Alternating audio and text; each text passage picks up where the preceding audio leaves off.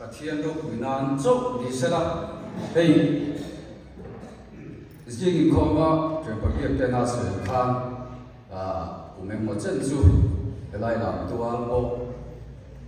kalmam lavin hun ka mang to a ni ma sela karil ro hiam ira kam bo the lai lam ko ke karil ro le ka mai to nen omre ma se khan kal kang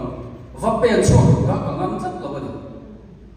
nula kan va te tu na to hian pa te po ni se nula kan va lo pa po ni ro se ka fui du chu chu cái chuyện phát hiện thu fucking cả sợi đòn là what in phui này cả sợi đòn à các phui đủ chú chú cái hết cái nào có cùng già đâm đòn đi là các cùng chân về ai tạm hun các bạn liền tổ chú thì chúng qua cho làm tua hết cái lái tiền khắp nếp ắt phải thấy coi các bên đòn chút cả lúc bục mới đi mà sẽ chú chú lắm ba Isu Krista vàng in bề đi là cần bề đi là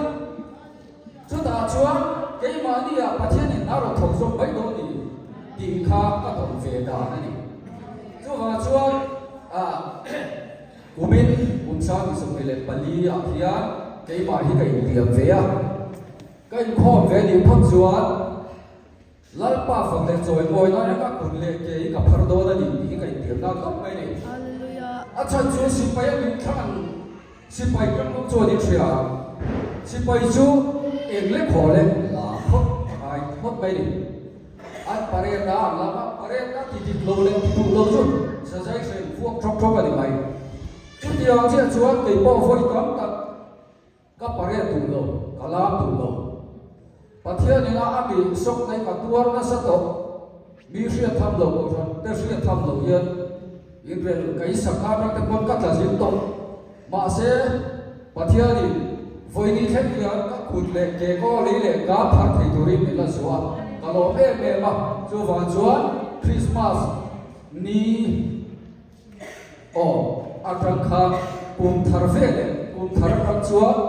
các cuốn lệ kế phát thì là phát thì đi đại kalau em mà cho vào chúa cái kho mà đi phát chúa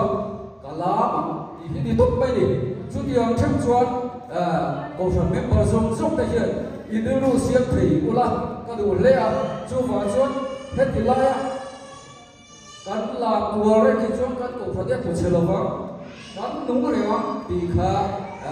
dùng động tác in là lý do rồi buổi nào cái sợi về đi đấy, alo bé